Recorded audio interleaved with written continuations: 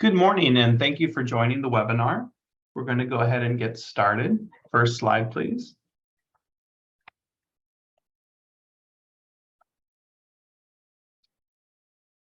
Hi, everyone. My name is Alex Barrios. I am the president of Educational Results Partnership, which manages the California Partnership for Achieving Student Success, also known as CalPass Plus. I'd like to start by thanking our wonderful partners in this work who make CalPass Plus possible. The California Community College's Chancellor's Office, which provides major funding for this program, as well as San Joaquin Delta College, which hosts the data center and provides administrative support for this program. In a moment, I'm going to share a little bit more about CalPass Plus and what we do. But first, I want to express my sincere appreciation for all of the practitioners and folks within the system who are joining us today. It is really your passion and commitment to use data to assist foster youth in their educational journeys, which is the driving force behind this work. Today, you're going to learn about the benefits of the Foster Youth Dashboard on CalPass Plus and how to upload data from your program so that you can see how your students are progressing over time and whether they are getting the support they need. Today's webinar will be recorded, and we'll send out both the recording and the slide deck to all registrants within a day of this presentation. We'll also take some time to answer your questions. Last week, we sent out a message recommending that you invite someone from your admissions and records office or your institutional research department to join you in this webinar. They are going to be very important partners in this work, and so they should be assisting you with helping to prepare and submit this file. So if you have not yet reached out to your AR or IR department, please do share this recording with them after the webinar when you receive it tomorrow, and seek their help with this upload. So next slide, please. What is CalPass Plus? CalPass Plus is a longitudinal intersegmental student data system. We do this work in partnership with the Chancellor's Office, San Joaquin Delta College, and collaborative research partners all across California. And what we're looking at is tracking student outcomes from K-12 through post-secondary and into the workforce. We show data through a series of tools, dashboards, and personalized reports that practitioners can use to develop strategies for improving programs. Next slide, please. As you can see, there is very robust data coverage and membership in CalPass Plus. You'll notice that all of the community colleges in the system are members of CalPass Plus, and that means that as practitioners within those colleges, you can request logins to upload and view your data in the system. We're going to show you how to do that a bit later in the presentation. That's part of what you'll learn today. Next slide, please. As I mentioned earlier, we're going to cover the benefits of CalPass Plus and the Foster Youth Dashboard. That's the first thing we'll have on our agenda today. And then we're going to transition into showing you how to upload your program's data. Again, we encourage you to work with your AR or IR departments on this process. And finally, we'll take some time to answer questions you have. About those questions, next slide, please. You will want to find this icon on your dashboard. Look for that Q&A button on your screen. You might have to scroll around with your mouse to find it, but that is exactly where you should submit your questions. We do encourage you to submit those questions, and we're going to do our best to answer those questions as quickly as possible during the webinar.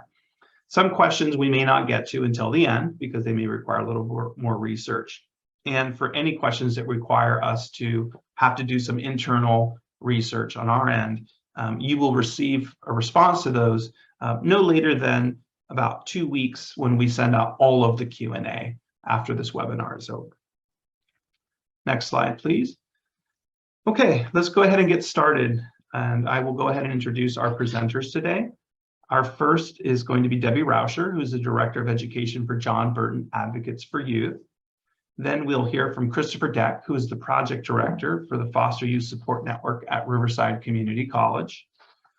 And then you'll hear from Cache Knox, who is the Engagement Manager from CalPass Plus, and she gets support from Stephen Hill, who runs the IT Help Desk for CalPass Plus. Both Cache and Stephen will be excellent contacts for you to work with through this upload process. Next slide, please. So first, we're going to hear from Debbie Rauscher from John Burton Advocates for Youth. Debbie is a longtime advocate for foster youth, and as JBay's education director, she manages all of their programs related to education, the majority of which focus on supporting transition age foster youth and those who have experienced homelessness to ensure they can successfully enroll and thrive in post-secondary education. Debbie is joining us today and will share some background on the development of this dashboard, how it came to be, and the overall benefits of using this data to support students in your programs. Debbie, welcome to the webinar. Thanks so much, Alex. It's great to see everybody here today. So as Alex mentioned, I'm with John Burton Advocates for Youth, and I want to start first of all by just saying thank you to the colleges that have already uploaded their cohort data files. So you can see them listed on the screen there: Riverside Community College, Cabrillo, Antelope Valley, Moreno Valley, Long Beach, and LA Trade Tech. So it's wonderful to see folks already taking advantage of this exciting tool. So thank you for that. I'll talk a little bit about the history, and then we'll actually look at the dashboard to kind of see some of the ways that we have been able to use it in the past. So the dashboard was developed, gosh, it was many years ago. I mean, probably going on like 7 or 8 years ago now, really so that we had a tool to better understand what was happening with foster youth as they moved into and through community college. And I'll give a shout out to the Stewart Foundation and the Walter S. Johnson Foundation, who were some of the first folks who got on board to help fund this work. And it's really been extremely instrumental in our work at John Burton Advocates for Youth. And for those who may not be familiar with us, a lot of what we focus on is doing systems change and policy work. And we truly, I mean, I'm not exaggerating to say that we could not have had the successes that we've had in the last few years without the kind of data that we've had available to us through CalPAS Plus. So I'm going to just give a couple of examples of how we've used the data. And this is, of course, more using high-level aggregate data to drive policy change. And Chris Deck is going to talk after me about how this can be used more at the institutional level. But one of the first things actually that we discovered when this data first became available, and you can see on the slide here, or on the screen, there's a screenshot of one of the metrics that's in the dashboard, which shows how many students who are identified as foster youth are receiving different kinds of financial aid. And what we noticed in this was the very top line is Promise Grant, and the line right below it is Pell Grant. So you can see that there's quite a substantial gap between how many foster youth receive a Promise Grant versus how many received a Pell Grant. So we became very interested in that, and you discovered that many foster youth were not filling out their FAFSA, were not completing the financial aid process. And it prompted a whole bunch of different initiatives that we've done over the past few years to really drive trying to improve the number of foster youth who are completing the FAFSA. So that's just one example. If we can scroll to the GPA metric. One of the other things that we discovered from the dashboard, not surprisingly, I'm sure for those of you who work with this population, is a big gap between average GPAs for those in the foster care system versus those who had not had experience in foster care. So you can see there, the yellow line on the top is the general student population, and the blue line is foster youth. And so we see this pretty significant gap in GPAs. And so we've done a number of efforts in recent years to try to get funding for campus support programs. Most recently, just got $30 million on top of the existing $20 million to fund the Next Up program across the whole community college system. And we really had to be able to demonstrate that there was significant need among this population in order to drive that funding request. And so this kind of data has just been truly instrumental in helping policymakers to understand why it's so essential to invest additional resources in supporting these students. So those are just a couple of quick examples, and I'm going to turn it back over to Alex. Great. Thank you so much, Debbie, for not only your presentation today, but for all of the advocacy work and all of the organizing you have done around improving foster youth outcomes, and particularly in your partnership with CalPAS Plus. Now we're going to hear from Christopher Dack, who is at Riverside Community College and works directly with the Foster Youth Network there. We're really glad that Christopher was able to join us today to provide a practitioner's perspective on how this data can be used to not only track and monitor how students are performing, but to better understand their needs and how we can support them. Christopher, thank you so much for joining us today, and welcome to the webinar. Yeah, thanks a lot, Alex. Great to be here. And so just for a little background, I've used the Foster Youth Dashboard on CalPAS for several years now, both during the time I spent coordinating a Guardian Scholars Program at one of our colleges and in my current role at our district office as well, working with all three of our campus foster youth support programs. So in each case, like I've always found that the dashboard, the best thing about it, it provides a really robust set of data. There's a lot of metrics that can be viewed, but it's presented in a very user-friendly, understandable way. And because it's a longitudinal database, I've really come to appreciate just how it can really tell the story of a program. So over time. So I'm just going to share, a couple examples of, how we've used the dashboard so far, looking at some specific, type metrics and kind of what we hope to do moving forward. So first off, the cohort upload tool on the dashboard has been really critical to understanding how students in our campuses are faring. And using one of our colleges as an example, when we were first using it, one of the first and most noticeable highlights was just the growth in program participation over time.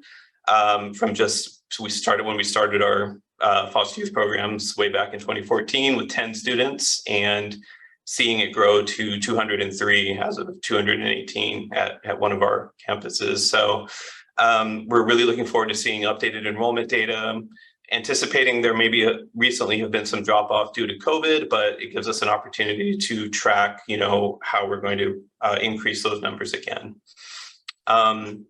We also use the dashboard to see how foster youth are performing in the Guardian Scholars Program versus the non-participating self-reported foster youth that come through MIS data. And one of the highlights we've been able to see is that participating students receive financial aid at higher rates than non-participating students. And so for a specific example, at one of our colleges, we have 86% of Guardian Scholars that receive the Pell Grant, compared to only 52% of the non-participating foster youth, self-reported foster youth. And then all the other grants, including the Chafee and the Cal Grant, they were all higher as well for Guardian Scholars students. This is not exactly an unexpected result, but it was, it's just, it's beneficial to be able to see, the hard work of the campus support staff reflected back in the hard data. So we've also been able to note our cohort's progress over time. So retention within and across academic years for Guardian Scholar students has gradually increased about 10% over 3 years, and it now outpaces the non-participant cohort. And then at another one of our colleges, looking kind of a little bit historical, they increased their fall to spring retention from 55% in 2014 up to 74% by 2016. So these are some of the bright spots that you can pull out of the data as you're using it. You can see trends. Are we moving up in certain areas? Are things moving down? And we need to, understand all of that. And it's very beneficial when, we need to complete year-end reports for funders, or maybe do proposals for new funding. And then, of course, there's obviously the bright spots you can find. As we all know, foster youth face a lot of challenges when they're taking their classes. So, there are areas where we can improve or try to improve as well. So even though we're seeing more retention between semesters, there's more work that can be done regarding, GPA and overall course success. So that's, I think, really the crux of it. The insight that's provided by the dashboard really lets us take a good hard look at our program, what impacts we're having, and it helps us target the interventions where they're really needed most. So those are just some of the things, just to wrap up too, I wanted to say that, throughout the whole process, we've been in touch with folks at, ERP and Cachet, Alex, Stephen, And, when I've had questions, when we've needed help with technical issues or cohort uploads, they've always been very responsive. They're super responsive to feedback. So I just really, really appreciate them, and really grateful to be able to continue using this tool to help all of our campus programs. So thank you for the time. Thank you, Christopher. I appreciate you sharing insights on how this can be a valuable tool at the campus level, and want to thank you again for all of your feedback. We really do appreciate your feedback, and we encourage everyone really to give us feedback on these tools so that we can make them as valuable as possible in the work that you do and to support you and your students. Debbie, if you have additional comments you'd like to add, feel free to chime in before we go into our upload instructions.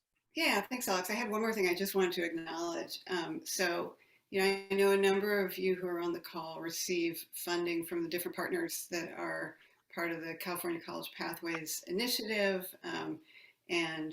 So we've had some communication with you all about uploading data, which we really appreciate. I wanted to acknowledge in particular, though, many of you are probably funded by the Pritzker Foster Care Initiative who are on here. And I just wanted to give a shout out to them. I think a couple of them are on the call. They've been really one of the most heavily invested and consistent funders for this work over many, many, many years.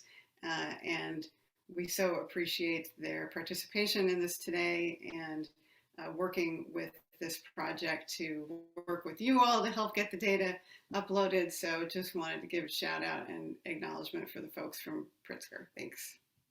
Thank you, Debbie, and thank you, Pritzker Foundation, Stewart Foundation, and of course the Chancellor's Office and everybody who helps fund this work. We really appreciate it. We're going to go ahead and start getting into the details of how we get this data into the system. You saw what the dashboard looks like, right? You saw that some colleges have already uploaded their data, and now the next step is to get really all colleges and all programs within those colleges to upload their data. And so we're going to spend some time, really the rest of this webinar, telling you how do you do that. So I'm glad to be joined here by my colleague, Cache Knox, who is our engagement manager at ERP and runs this program, CalPass Plus, along with Stephen Hill, who provides help desk support. Cache is going to be walking us through the steps to upload this data. Cache, welcome to the webinar, and thank you for the presentation today. Awesome. Thank you, Alex. So as he mentioned, I will spend the rest of the time in this webinar walking participants through these 4 steps they need to follow to upload the foster youth cohort data files to CalPass Plus. I will be doing a very high-level overview, but we do plan to send the slide deck and formatting instructions and the recording within 24 hours. So a couple of things to note for these steps are, number 1, the person uploading needs to make sure they have a credential to be registered to upload their data. 2, they need to gather information. 3, input the data. And finally, submit. Next slide. So let's get into step 1. You're going to make sure you are a registered user of CalPass Plus. So all community colleges are automatically members of CalPass Plus. However, you must be a registered user of the system to upload your data. So if you do not yet have a login credential, we're going to walk you through the process to get one. So the first thing you'll want to do is go to the CalPass Plus homepage. Please use the link provided in the chat. Once you get to the CalPass Plus homepage, you'll see a join free button.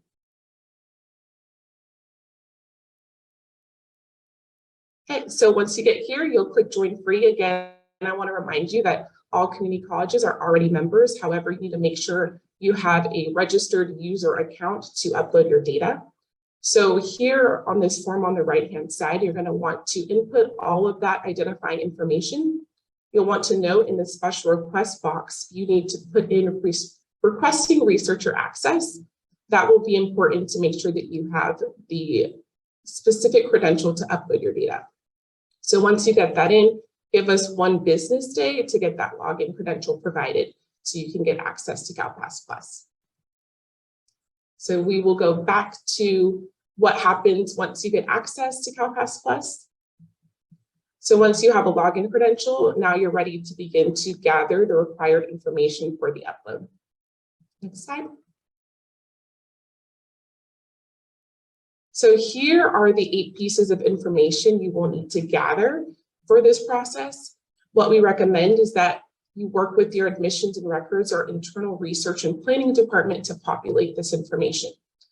That will ensure that the data you submit for the students in your program matches with the data of the Chancellor's Office Management Information System. In fact, we are working with the Chancellor's Office to get a message out, so they should have already gotten that message that you will be reaching out regarding this request. So please utilize those resources. Next slide. So now you're ready to download the Foster Youth Cohort upload template. To get to the template, we're actually going to take you live on the website so that you can see the multiple ways you can get to the upload data page. You can get there by clicking K-12 schools, referencing quick links and clicking upload data. You can go to community colleges, reference quick links and upload data, or go to helpful information and upload data, which is what we'll do for the purpose of this demonstration. Once you get to the data upload page, you're going to scroll down about halfway through the page, and under links to data, descriptions, and definitions, you're going to want to download the Community College Foster Youth Program Cohort template. So this is already in the format that you need it to be in, so we recommend that you utilize this spreadsheet when you begin to input your data. So once you download that file, you're going to see something like this screen here. So this screen that we provided will include 2 headers. However, for this example, we provided a third row just for your reference as what the student information will look like once you begin to input your data. We also will include the data element dictionary so that you can reference where to pull all of these codes. It will be important that you follow this required format so that it all matches and it ingests properly into our website. Next slide. Next, you'll want to begin to seek help in putting your student information into the Foster Youth Cohort template. So as we stated previously, once you download your template, it will include these 2 headers. We want to recommend that you work with your AR and IR departments to populate the information. So once you get this file, you'll begin to extract that information into the template. Next slide. Next, we will review the Foster Youth Cohort file format instructions. So this document will be sent in the email tomorrow, but we do want to note that you'll want to make sure the information is inputted into each column in the order provided using the required format. Once you populate all of your student information and all of those rows, you're going to want to make sure that you delete both headers before submitting, and also note that you want to input a separate file for each year you're submitting data. Next slide. So 2 important reminders as you're going through this process are: 1, after the columns are populated, both headers are going to be deleted, so it will only contain your student information. And the next step is to make sure that you upload a separate file for each year of data you are submitting. Next slide. How you save your file is extremely critical to making sure it merges successfully into our database. So that's why we included this slide to eliminate some of those errors. So when you save your file, you're going to want to make sure you save it as your file, your program name and year. And you also want to make sure that you save it in CSV, delimited format. So once you do that, it'll be ready to go and input into the database. Next slide. So now we're going to get into the columns that you're going to start to populate into the spreadsheet. So we will review how to identify the org code. This is column A in your spreadsheet, and you'll want to use the link provided in the chat. So once you get to the IPEDS website, we're going to walk you through the steps to collect your org code. So once you get to the website, you're going to select the link, look up an institution. Once you get here, you're going to type in your institution name. Select that. And you're going to see a unit ID populate. That's what you're going to need for column A. This will be a 6-digit number. We also recommend that you contact your AR or IR department to populate this information. We're going to go to the next slide. Next, we will review how to identify your student ID. So failure to use the SE00 student identifier associated with the students in your program will cause difficulties in identifying and matching your students to COMIS records. This is why we recommend that you work with your AR and IR department to populate this information. Your student ID must be a 9-digit number, and please see the example provided. Next slide. Next, we will review how to identify the time code. So to determine the term type code for summer or fall and follow the formatting instructions shown in the image. So a program administered in the summer of 2020 should be inputted as 205, and this will be a 3-digit code. Again, this will all be linked in the data element dictionary for your reference. Next slide. Next, we will review how to identify the program name.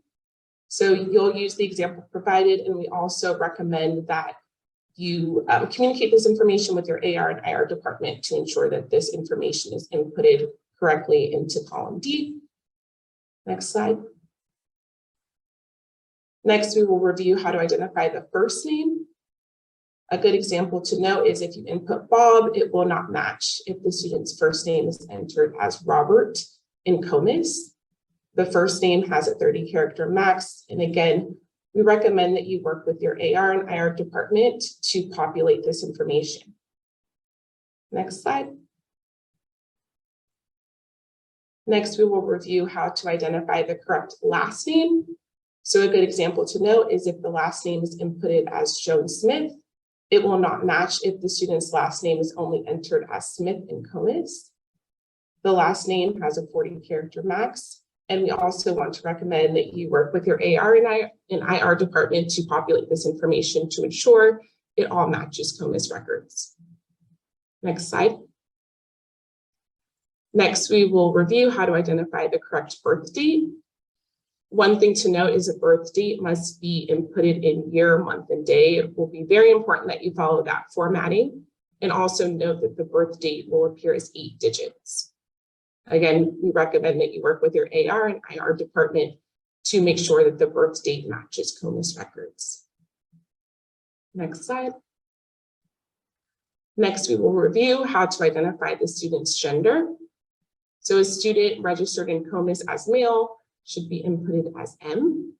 This will be one alphabetic character and use only F, M, B, or X as characters. Again, we recommend you work with your AR and IR department to populate this information into your template. Next slide. Now you're ready to begin to extract the data and confirm it matches COMIS records. Next slide. Now you're going to begin inputting all that information you collected. So now that you know what all the column headers are and where to pull that information, you're going to begin to input that information into the spreadsheet. Again, we recommend you work with your AR and IR department to populate this template. Next slide. So here are the final submission checklists that you need to kind of review as you're going through this process. A good kind of point of reference to see where you're at in the process is to 1, make sure that your file is labeled correctly by name and year. 2, make sure your file is saved in comma delimited format. 3, did you make sure that there were 8 columns in the file? 4, are both set of headers deleted from the template? And did you submit a separate file for each year? If you answered yes to all those questions, you're ready to upload to CalPAS Plus. Next slide. Now you're ready to upload each year's file to CalPAS Plus. Next slide. So as we stated earlier in the presentation, how to get to the upload data page will be to select K-12 schools, community colleges, or helpful information. When you select those, you'll go under quick links and click the upload data link. When you get to the upload data page, which is what you see on your screen, you're going to notice a file purpose and a file description. It will be critical that you select the correct file purpose. So you're going to be selecting the community college foster youth cohort as your file purpose. And when you get ready to input your file description, you're going to type in your program name and year just the way that you saved it previously. When you choose your file, you'll make sure you select the correct file and click to submit. When you submit your file, you'll get a message like this one. Next slide. You'll get a kind of automated message. However, we want to note that this does not mean that your file was successfully merged. You're going to want to wait and check your email to make sure that you received this message. Next slide. So you will receive a message from our help desk with your file and a status update. So if your file merged, you'll see an email like the one provided, and if it failed, you'll receive some tips to correct the file error. Next slide. So final reminders before you upload is making sure that your file is number one, saved in CSV format, number two, that it's saved correctly by program name and year, three, that you submitted a separate file for each year, four, that you deleted both sets of headers, five, you selected the correct file purpose of community college foster youth, six, you uploaded the file, and seven, you checked your email and you made sure that the upload was successful. Next slide. So once you do all those things, the deadline to upload your data is Friday, August 26th. However, in order to meet this deadline, the CalPAS Plus team is going to make themselves available to support you in the upload. Next slide. So if you still need help, you can contact us at the help desk at help@calpasplus.org. We also will provide our emails at the end of this webinar so you can contact us directly. You can also contact us by phone at the number provided from 9 to 5, Monday through Friday. And we also have one-to-one technical sessions available with our help desk technician, Stephen Hill, so that if you need any assistance with your upload or you had any errors, you can talk with him there. That concludes the technical assistance portion. I'm going to pass it off to Alex to begin the Q&A. Thank you so much, Cache. And everyone, please do reach out to us if you need additional help. You'll notice on that prior slide, there was a way to book actual time on our calendars. And sometimes coordinating schedule is tough. So if you use that link to book an appointment, you'll have a time slot reserved for you for your personalized questions. We're going to get to Q&A here in just a moment, but I know sometimes people jump off when we get to this portion. So I want to make sure that before you leave, if you have not left already, that I encourage you to please give us some feedback on this presentation, on this work, on this dashboard. You'll see the link on the screen here is to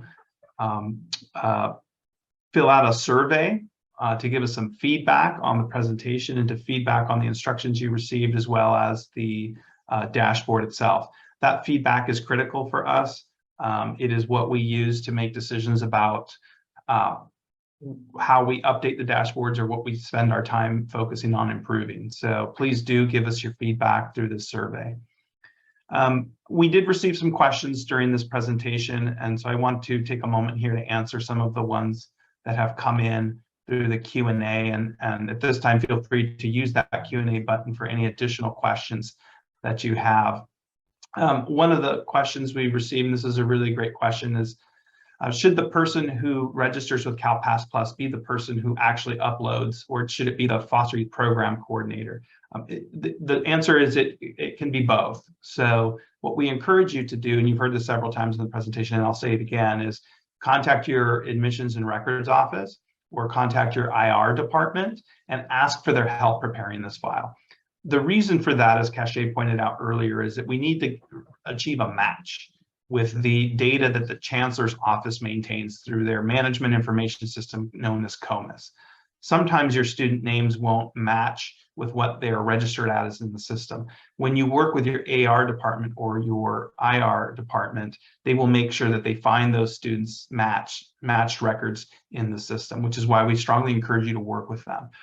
As far as who can upload the file, they can either prepare the file for you and you upload it, or they can upload it themselves. We would encourage you to do whatever makes the most sense for your college, depending on time constraints, staffing, etc.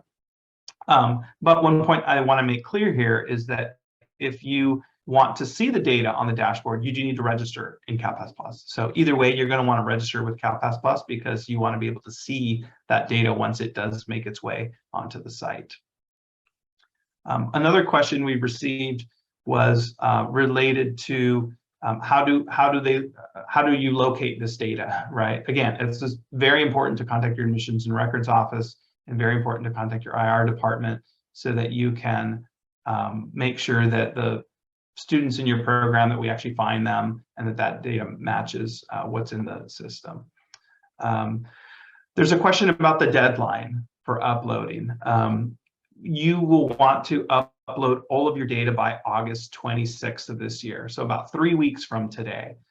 The reason for that is we're trying very hard to troubleshoot any potential errors that may occur in those file uploads so that we can show this data to you by the end of September.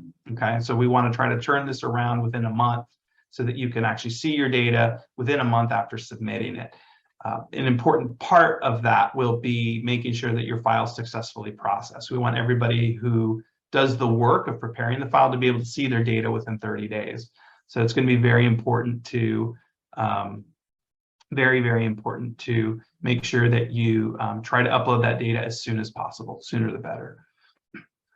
One other thing I want to make clear here as we talk about deadlines is for every year, and Cache covered this earlier, for every year of data that's being submitted, there needs to be a separate file. So you can't submit all year's data on one file. Every year of data you're uploading, you have to have a separate file. So if you have never uploaded data before, you're going to need to prepare separate files for every year of data that you want to see outcomes for.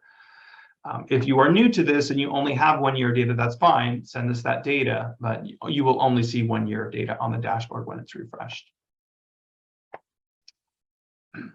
Let's see other questions that have come in here. I noticed there was a question about the survey and getting a link that you could access that survey. I do see here that a new link has been put in the chat. I appreciate you going to the survey. Thank you for the feedback. So if you are having trouble accessing the survey link, please see the chat right now, and you'll notice that there is a new link to the survey so that you can give us your feedback on this presentation and the tools. As far as how far back does the data have to be, that's an excellent question. We want to go as far back as possible. There are no requirements on how far back you need to go, but I think we all want to see as much data as possible. So you'll want to submit data going as far back as 2013-14 if you have it. If you don't have it that far back, go as far back as you can. Trust me when I say you'll want to submit as much data as possible because you're going to want to see your year-to-year trends. You saw that slide earlier, and Christopher Deck mentioned this in his presentation. He's able to see he's able to see changes in numbers when he has multiple years of data. So although 1 year of data is a good start, if you have more years, please go as far back as you can. It'll really allow you to see what's happening from year to year with your students. Let's see what other questions do we have here.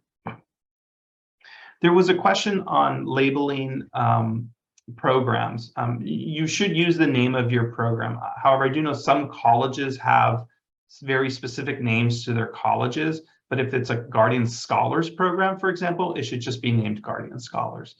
The reason I bring that up is that when we're actually doing the coding for the dashboard, if we have different variations of Guardian Scholars, what we have to do is make a determination as to what's the right name to use. And what we end up doing is just calling them Guardian Scholars. So if your program has a name specific to your college, but is a Guardian Scholars program, you should just name it the official program name for the system. I'm looking at other questions here. Yes, I do see that there's a couple of folks who've mentioned that they have uploaded their data for the past 2 years, but they're not seeing it on the site. Please contact our help desk. I directly responded to somebody in the chat down in Southern California who said that they've uploaded their cohort data, but they don't see it on the refreshed website. Reach out to our help desk. What our help desk will do is we will look to see when that file was submitted. We will determine what the reason was for that file not merging with our database, and then we can give you some very specific instructions on how to fix those files if they did not successfully merge.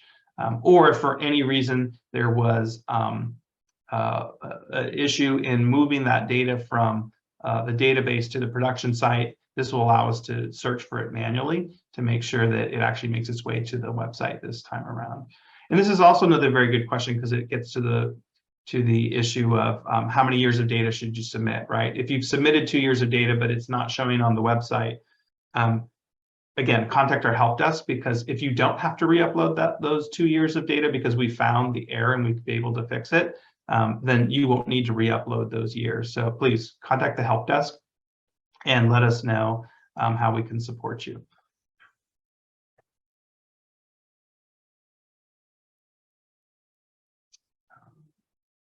I'm looking for other questions here. It looks like, I think we've answered the majority of the questions that we can answer today. I am going to go ahead and make sure that we receive all of these questions, put them into a document, and then we're going to make sure that we send out to you all of the questions that were asked today.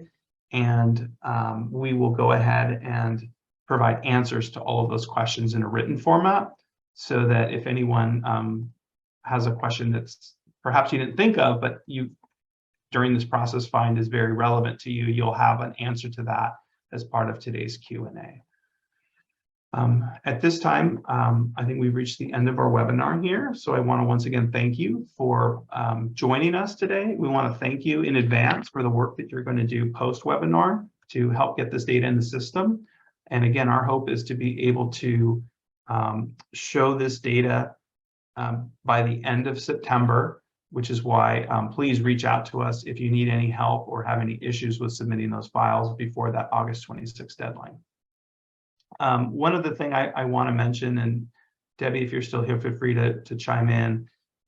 There is going to be some professional development around how to use these tools. Once you see your data on the site, once your data is on the website, of course, you say, now what, right? Now, what do I do with this? There is going to be a conference in Los Angeles for practitioners. I know Christopher Deck will be there in the beginning of October that JBay is hosting with some of their partners. And I would encourage you, Cal Pass Plus will be there. I encourage you to take advantage of that. And we can also do some other professional development with colleges if they need that support. Yeah, thank you for mentioning that. I meant to mention that and I forgot. So thank you, Alex. And maybe Stephen just put the link in the chat. Thank you for that. So if folks want more information about the conference, click on that link. Thank you, Debbie. Debbie, thank you for co-presenting with us today. Christopher, thank you for joining. Cache and Stephen, thank you. And everyone who attended today, thank you again. We look forward to communicating with you in the next 24 hours with a recording of this presentation and with the PowerPoint slide deck. Have a great rest of your day.